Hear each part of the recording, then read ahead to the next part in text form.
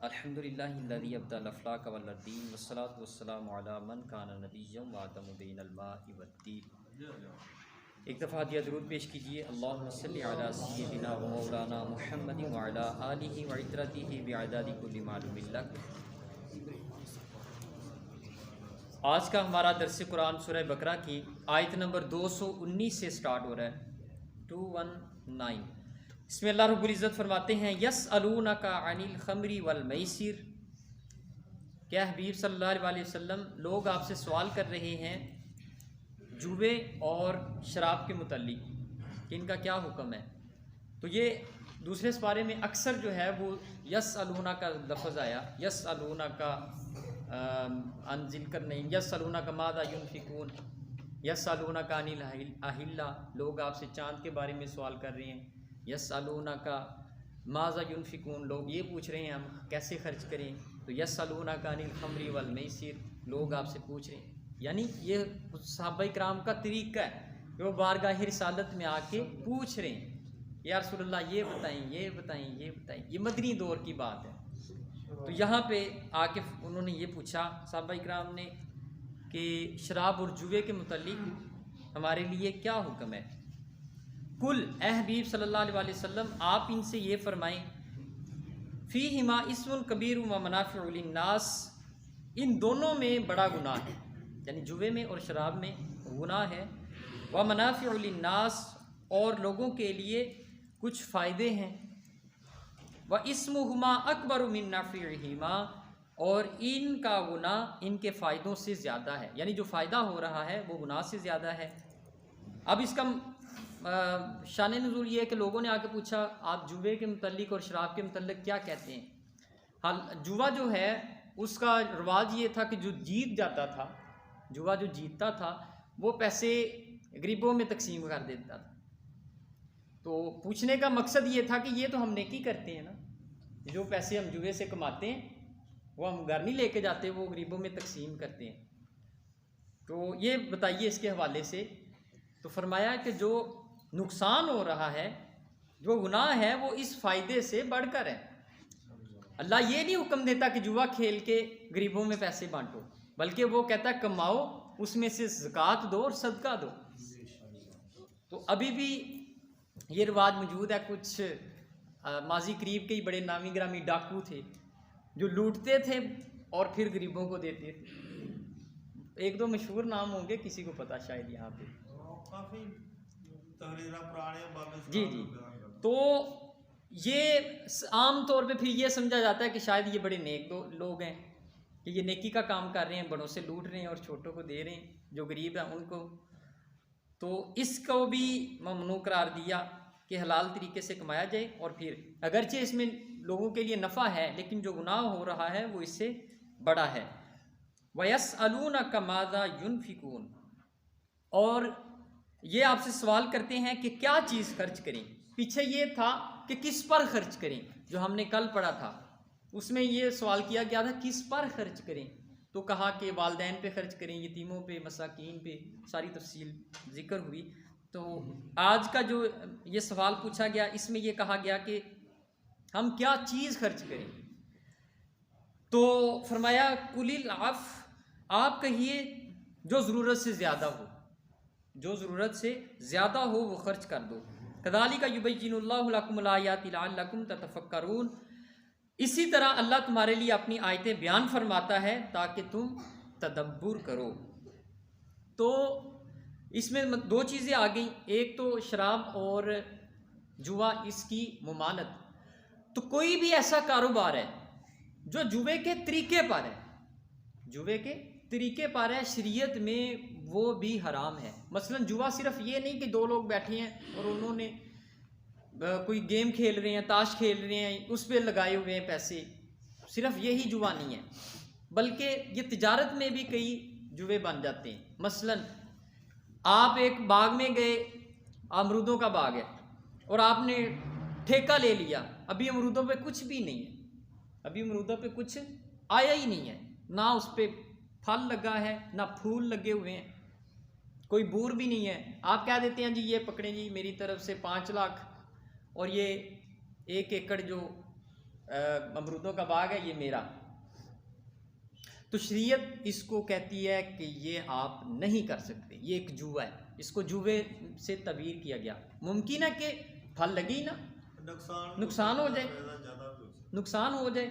तो जब तक नुमाया ना हो जाए, शरीयत उस चीज़ को अपनाने का हुक्म देती है कि जो माल आपको नज़र आ रहा है, देख रहे हैं आप, अगर नज़र नहीं भी आ रहा, काबिल इत्मीनान है, मसलन यहाँ से आप मुल्तान में किसी दोस्त से माल मंगवा रहे हैं, जाहिर है नज़र तो नहीं आ रहा, लेकिन ठीक है वहाँ पे मौजूद है, तो इसमें तो कोई मसला नहीं। अभी जिसका वजूद आया ही नहीं है इस दुनिया में, तो उसको कैसे ख़रीदा जा सकता है? तो ये इसकी भी मुमानत है। मसला एक और भी आ गया, लगा है ना 1 साल का, उन्हें खरीद लिया मालिक ने, उन्हें कहा भी मैं 2 साल वास्ते देना, 2 साल पे अगो तेरे नसीब। हाँ जी, मतलब 2 साल का वो ले लेता है एडवांस में, 3 का भी, तो ये तरीका हराम। और एक मंडियों में तरीका राइज होता है, मतलब ये पुरानी तरीका का लिखा है, अभी पता नहीं ये है या नहीं।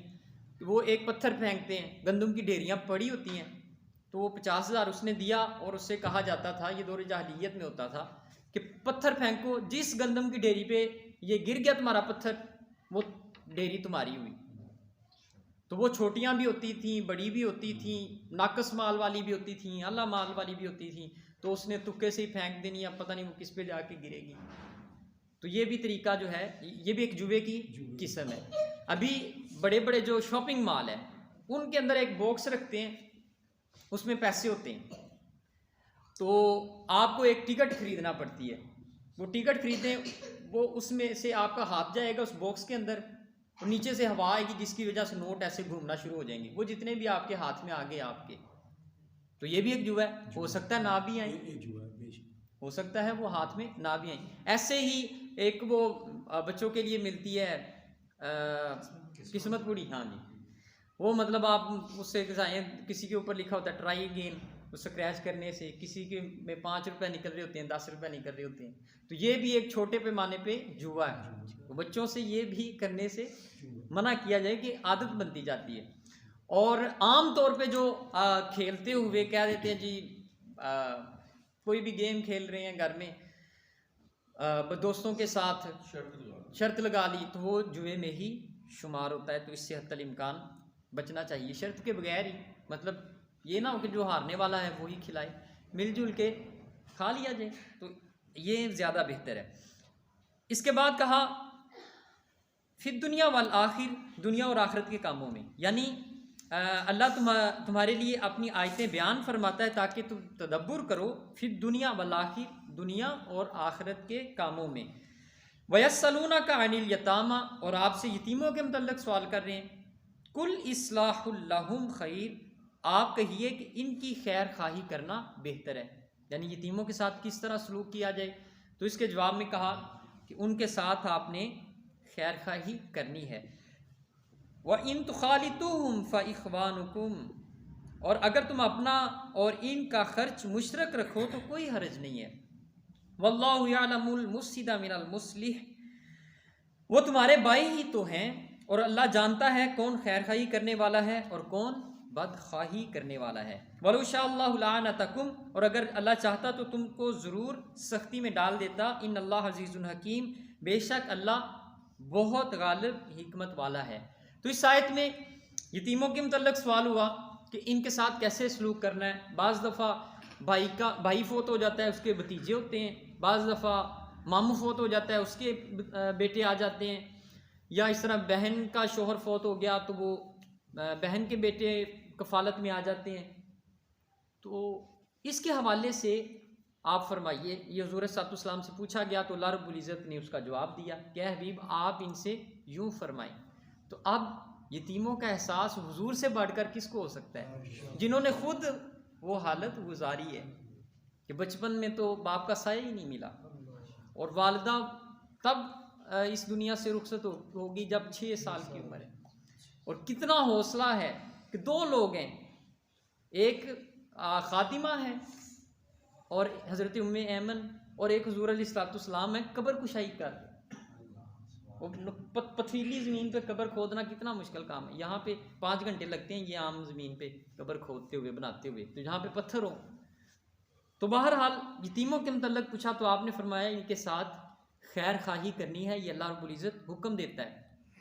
अब फिर ये आगे ये जो कहा गया कि अगर तुम अपना और इनका खर्च मुश्तरक कर दो, मसलन भाई फोत हो गया, उसके बेटे हैं, अब भाई की कुछ जायदाद है, भतीजे अभी छोटे हैं, तो आप उसकी जो विरासत है उसका और अपना माल इकट्ठा मिक्स कर देते हैं, तो इसकी कहा गया कि इजाज़त है, लेकिन जो उनका हिस्सा बनेगा वो उसको देना है। अब आमदन आ रही है, कुछ उनकी जायदाद से आ रही है और कुछ आपकी अपनी है, आप मिक्स कर देते हैं दोनों को, क्योंकि आप अब पाई पाई का तो हिसाब नहीं हो सकता कि ये 1-1 रुपये का हिसाब करना शुरू कर दिया जाए, तो ये बड़ा मुश्किल काम है। मतलब आप अपनी नेक निजती के साथ उनके साथ अच्छा सलूक कर रहे हैं, जितना उनका बनता है तकरीबन आप उतना किए जा रहे हैं, और कोशिश ये होती है कि कुछ ज़्यादा ही हो जाए, तो ये नेक निजती है। इसमें उनका और आपका माल अगर मिक्स हो जाता है तो कोई हर्ज नहीं है, आप दोनों मुशरिक करके दोनों का इकट्ठा चला सकते हैं। अब आपके अपने बच्चे भी हैं, उनके भी हैं, ऐसे ही बहन का है तो उसके भी बच्चे साथ में रख के। अब दूसरी सूरत ये है कि एक उनमें से कमा भी रहा है, एक बेटा कमा भी रहा है यानी कि भतीजा, बाकी उसके भाई हैं कुछ जो यतीम हैं, तो यतीम का मैंने कहा था जब तक वो बालिग नहीं हो जाता तब तक ही यतीम है, उसके बाद वो शरई यतीम नहीं रहता जब बालिग हो जाता है। तो अब जो कमा रहा है वो भी आपको दे रहा है, तो आप अपनी स्वाबदीद पे उन पे लगा रहे हैं और मुनासिब लगा रहे हैं, तो इसमें कोई हर्ज नहीं है अगर आप अपना और उनका माल इकट्ठा कर लेते हैं। इसके बाद अल्लाह रब्बुल इज़्ज़त ने फरमाया वला तनकिहुल मुशरिकाती हत्ता युमिन, जो मुशरिका ख़वातीन हैं उनसे निकाह मत करो, हत्ता युमिन, यहाँ तक कि वो ईमान ले आए। वला अमतुम मुमिनतुम खैरुम मिन मुशरिकतिन वलो आजबतकुम, और जो मोमिना बांदी है, जो मोमिना लौंडी है, खैरुम मिन मुशरिकतिन, वो बेहतर है मुशरिक खातून से, वलो आजबतकुम, खा वो तुमको अच्छी ही लगती हो, अगरचे जो मुशरिका खातून है वो तुम्हें अच्छी ही लगती हो, और इधर दूसरी तरफ एक मुसलमान है, बांदी है, वो आज़ाद भी नहीं है और काली भी है, पुरकशिश भी नहीं, लेकिन ये उससे बेहतर है क्योंकि ये खुदा की तौहीद पर ईमान रखने वाली है, अल्लाह और उसके रसूल को मानने वाली है, इस वजह से ये बेहतर है। वला तुनकिहुल मुशरिकीन हत्ता युमिनू, और मुशरिक मर्दों से अपनी औरतों का निकाह मत करो कि वो ईमान ले आएँ, यहाँ तक कि वो ईमान ले आएँ। यानी अगर कोई मुशरिक मर्द जो है वो रिश्ते का तकाजा करता है तो उससे पहले ये कहो कि तुम ईमान लेकर आओ, फिर उसके बाद अपनी बेटी का उससे निकाह किया जाए। वला अब्दुम मुमिनुन खैरुम मिन मुशरिकिन वलो आजबाकुम, और मुसलमान गुलाम आज़ाद मुशरिक मर्द से बेहतर है, यानी एक तरफ मुसलमान गुलाम है और दूसरी तरफ मुशरिक आज़ाद है, तो वो ये गुलाम बेहतर है उस मुशरिक आज़ाद से, अगरचे वो मालदार भी हो और हसीन भी हो, तो ये गुलाम जो है ये बेहतर है। वलो आजबकुम, खा वो तुमको अच्छा लगता हो, यानी मुशरिक ज़ाहिर देखने में अच्छा लग रहा है, दो सूरतें आपके सामने आई हैं, एक तरफ गुलाम है मुसलमान है, दूसरी तरफ एक आज़ाद मर्द है और मुशरिक है, मालदार भी है, खूबसूरत भी है, लेकिन कहा कि उसके साथ शादी नहीं करनी, निकाह नहीं करना। उलाइका यदऊना इलन नार, ये मुशरिकीन दोज़ख की आग की तरफ बुलाते हैं। वल्लाहु यदऊ इलल जन्नति वल मगफिरति बिइज़्नी, और अल्लाह अपने इज़्न से जन्नत और मगफिरत की तरफ बुलाता है। व युबय्यिनु आयातिही लिन्नासि लअल्लहुम यतज़क्करून, और लोगों के लिए अपनी आयात बयान फरमाता है ताकि वो नसीहत कबूल करें। इसमें इस आया करीमा में जो निकाह के अहकाम हैं उनको अल्लाह रब्बुल इज़्ज़त ने ज़िक्र फरमाया। पहले ये कहा कि मुसलमान मर्द मुशरिका खातून से शादी ना करे। इसमें जो अहले किताब हैं वो मुमताज़ हैं, यानी अहले किताब जो नसरानी हैं और यहूदी हैं, नसरानी और यहूदी इनको अहले किताब कहा जाता है। मुसलमान का अहले किताब खातून से निकाह जायज़ है, उसकी कुरान ने इजाज़त दी, वल मुहसनातु 5वें पारे में। तो लेकिन जो खतून है मुस्लिम खतून, उसकी मुशरिक मर्द और अहले किताब मर्द दोनों से ही निकाह जायज़ नहीं। समझ आ गई ना ये बात? यानी मुसलमान मर्द की नसरानी यानी ईसाई और यहूदी खतून के साथ निकाह जायज़ है, हो सकता है। जब उसको दायरा इस्लाम में ले आए तब नहीं, वैसे भी। हाँ जी, वो अपने मज़हब में रहे, ये अपने पे रहे।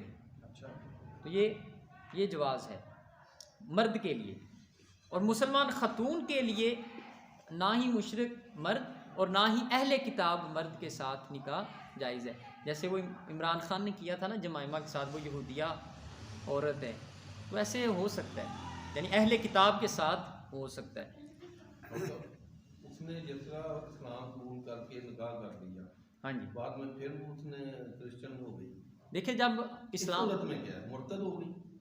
मुर्तदा, इस बारे में मतलब अगर वो यहूदिया ही रहती निकाह फिर भी जायज़ था, उसके साथ हो सकता था। लेकिन देखिए ना, मतलब इस्लाम जाके ज्यादा वास्ते करके ज्यादा अब देखिए, अब मेरी गुजारिश है सुने, मतलब ये जायज़ होने का मतलब ये नहीं कि इसके ऊपर ही इन्हिसार शुरू कर दिया जाए, मतलब हत्तल इम्कान बचा जाए।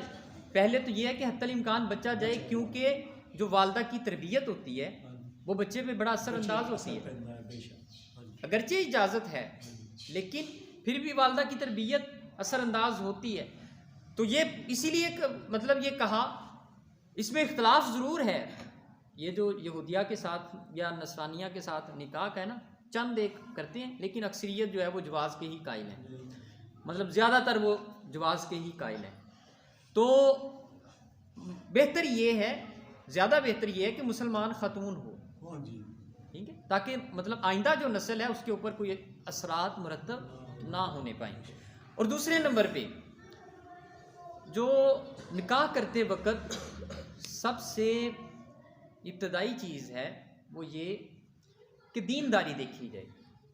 मतलब अगर लड़का है या लड़की है, दोनों में से ही किसी एक का भी आप कर रहे हैं, तो दीनदारी देखें कि ये इसके अकायद क्या हैं, इसके अकायद कैसे हैं, सहाबा इकराम के मतलब इनके क्या अकायद हैं, हुज़ूर अलैहिस्सलाम के हवाले से ये क्या मानते हैं। अभी ये जो ख़त्म नबूवत का वो शामिल किया गया निकाह फारम में, एक खाना शामिल किया गया, उसमें हल्फ लिया जाता है दोनों से, ख़तून से भी और मर्द से भी, दूल्हा और दुल्हन दोनों से, कि हुज़ूर अलैहिस्सलाम को आखिरी नबी मानता हूँ, और उनके बाद किसी को भी मुस्ले या किसी तशरीह के साथ नबी नहीं मानता, किसी लाहौरी ग्रुप से ताल्लुक़ नहीं है।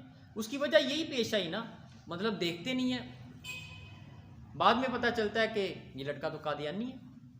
बाद में ये कई ऐसे केसेस आए सामने कि वो कई साल गुजर गए, उसके बाद जाके पता चलता है कि ये कादियानी। ये एक मेरा मतलब एक दोस्त है मेरा, क्लास फेलो, दरस निज़ामी का आलमी दीन कोर्स किया उसने, बाजवा फैमिली से उसका ताल्लुक़ है, तो उनके कई अजीज़ो कारब जो है वो कादियानी है। तो वो यही बताता है कि इनका जो तरीका वारदात है ये यही शो करते हैं कि हम मुसलमान हैं, बताते ये नहीं कहते हम कादियानी हैं। वो भी कलमा भी उसी तरह पढ़ते हैं, ला इलाहा इल्लल्लाह मुहम्मदुर रसूलुल्लाह, वो मोहम्मद से मुराद वो ग़ुलाम कादियानी को लेते हैं, वो यहाँ से हुज़ूर अलैहिस्सलाम की ज़ात को मुराद ले ही नहीं रहे होते। और फिर आहिस्ता आहिस्ता जब वो देखते हैं कि ये पुख्ता हो चुकी है हमारे घर में, फिर वो उसको लेके जाना शुरू करते हैं वो अपने मुरब्बी के पास, और इसके बाद वो सिलसिले शुरू होते हैं। तो कई जगह पे वो फिर जो है वो जो पक्के ईमान के होते हैं लोग, वो शोर डाल देते हैं कि ये हमारे साथ दुख हो गया। ऐसे ही अब यहाँ पे इस मोहल्ले में एक बच्चा जो है वो पढ़ने के लिए आया, उसे मैंने कहा जी कलमा सुनाओ। अब उसकी और अहलो याल जो है वो फैमिली यहाँ पे पढ़ती रही है, मस्जिद में पढ़े। मैंने कहा जी बच्चे से कलमा सुनाओ। उसने कहा ला इलाहा इल्लल्लाह मुहम्मदुर रसूलुल्लाह अलीउन वलीउल्लाह वसिया रसूलिल्लाह व खलीफतुम बिला फस्ल। ये कलमा उसने मुझे सुनाया। हाँ, मतलब उसकी वालदा ये इस मस्जिद में पढ़ती रही है, इतना मुझे पता है। उसकी वालदा इस मस्जिद में पढ़ती रही है, जिसकी शादी हुई अहले तशीह के घर, और फिर उसका बेटा आया इस मस्जिद में। तो ये मलहूसे खातिर रखा जाए। अब खलीफा तुम बिला फसल का मतलब पता क्या है? ये एक गाली है जो मतलब वो दे रहे होते हैं। इसका मतलब ये है कि सहाबा कराम। हुजूर नहीं, सुन लो सर हजरत, इसका मतलब ये है खलीफातुम बिला फसल कि हुजूर अलैहिस्सलाम के बाद बिला फसल बगैर फासले के जो पहले खलीफा हैं वो हजरत अली हैं। हाँ जी। मतलब हज़रत सैयदना सिद्दीक़ अकबर गासिब हैं, उन्होंने हक तलफ़ी की हज़रत अली की। हज़रत उमर फ़ारूक गासिब हैं, उन्होंने हक तलफ़ी की, मतलब छीनी, खिलाफत को छीन लिया हज़रत अली से, वो भी दूसरे खलीफा नहीं हैं। हज़रत उस्मान गनी भी गासिब हैं, इन्होंने भी हज़रत मौला कायनात का हक छीन लिया। ठीक हो गया ना, छीन लिया मतलब खलीफा तुम बिला फसल, बगैर फासले के जो हुजूर के बाद पहले खलीफा हैं वो हज़रत अली हैं। ये वो अपनी अजान में भी कहते हैं, अजान में भी वो ऑनलाइन कहते थे और ठीक है ना। मतलब तीनों को वो गासिब कह रहे होते हैं मानवी तौर पे।